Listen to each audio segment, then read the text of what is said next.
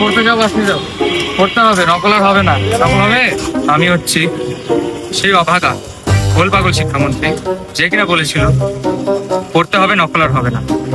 আপনি বলেছিলেন যে নকল আর হবে না, কিন্তু এটা তো 2026 সাল। নকল তো হয়তো আমাদের বাপদাদাদের আমল।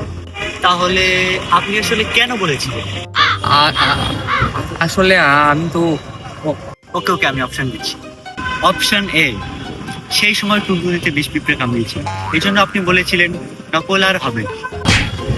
অপশন বি, সেই সময় তারেক রহমানের মেয়ে জাইমা রহমান কল দিয়েছিল।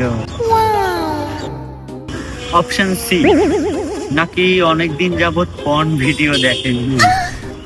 অপশন ডি, নাকি কোনদিন যাবত হ্যান্ডেল না মারায় স্বপ্নদোষ হয়েছিল, এই জন্য বলেছি। এই হাজার হলো এই শিক্ষামন্ত্রী, আমাদের শিক্ষামন্ত্রীকে নিয়ে এসে অপমানজনক প্রশ্ন আপনি কিভাবে করেন? আপনি কি বিরলের মানুষ নাকি? না, তার এই প্রশ্ন করার জায়েজ আছে। সৃজনশীল এমনিতেও 70 মার্কের হয়, এখানে কিভাবে নকল করবে? তার উপর তো বোর্ডের কোশ্চেন বানাই দেয়, তাহলে আমি কিভাবে করে বলেছিলাম যে নকল আর হবে না?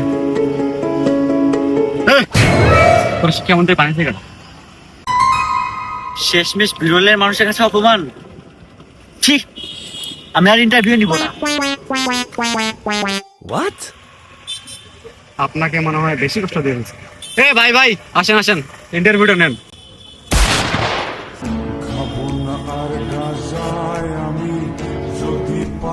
তোমরা জানো আমার জন্মটা কিভাবে হয়েছিল? কন্ডম ছিল, এভাবে ছিটকায় আমাকে ঢুকাইছে মানুষ। চলেন আমাদের শিক্ষামন্ত্রীর ব্যাপারে সাধারণ জনগণের কাছে কিছু প্রশ্ন করে আসি, যাদের কমন সেন্স আছে। যদি আপনাকে শিক্ষামন্ত্রী বানানো হতো তাহলে আপনি কি করতেন? আমাকে যদি শিক্ষামন্ত্রী বানানো হইতো, তাহলে দেখা গেল যে আমি অ্যাটলিস্ট এইরকম সিসি ক্যামেরার ব্যবস্থা করে, মানে দেখো একটা রুম যত বড়ই হোক, 2 জন স্যার থাকলেই সব গার্ড দেওয়া যায়, ঠিক আছে? যত বড় রুমই হোক, কেউ ঘাড়ও ঘুরাইতে পারবে না। কিন্তু এখানে সিসি ক্যামেরা দেওয়ার কোনো মিনিংই হয় না। আর আমি যদি থাকতাম সিসি ক্যামেরা উঠাই দিতাম না। উঠাই দিয়ে কি করতাম জানেন? যেই স্টুডেন্টরা আছে যারা টাকার অভাবে পড়ালেখা করতে পারে না, দেখা গেল তাদের জন্য একটা কোচিং সেন্টার আমি ফ্রিতে পড়ার ব্যবস্থা করে দিলাম। তাহলে দিবা না? আরো যদি আমরা বলতে চাই, আরো যদি আর আমি বলি, আমাকে যদি শিক্ষামন্ত্রী বানানো হইতো তাহলে আমি দুধ খাওয়া ছোট ছোট শিশুদের কাছে যাই বলতাম না তোমরা কার রাজনীতি করবা, জাইমা রহমানের? একটা কথা ভাবে দেখছস, ও যদি শিক্ষামন্ত্রী না হয়ে সাপোজ অন্য কোনো পেশাদার হইতো, এই যেমন কোনো হোম টিউটর, তাহলে কেমন হইতো? তো গতদিন এই পড়াটা দিছিলাম, তুমি বুঝেছো? চলো, অনেক তো বই পড়া হয়েছে, এবার একটু প্রেমে পড়ি।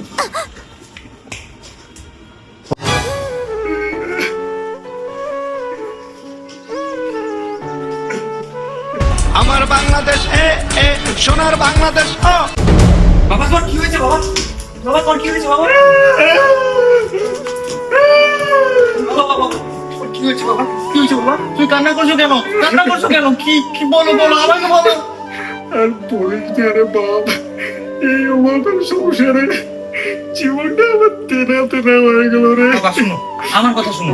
কারো হয়তো কারো হয়তো ভালোবাসার অভাব জীবনে, কারো হয়তো টাকা পয়সার অভাব জীবনে, কারো হয়তো বাচ্চা সন্তান কারো হয় না, এরকম অভাব সবার জীবনে আছে বাবা। হ্যাঁ, কিন্তু বাবা তুমি একটা জিনিস ভাবে দেখেছো, যেটা ভাবলে তোমার আর কখনো অভাব নামক জিনিসটা থাকবে না।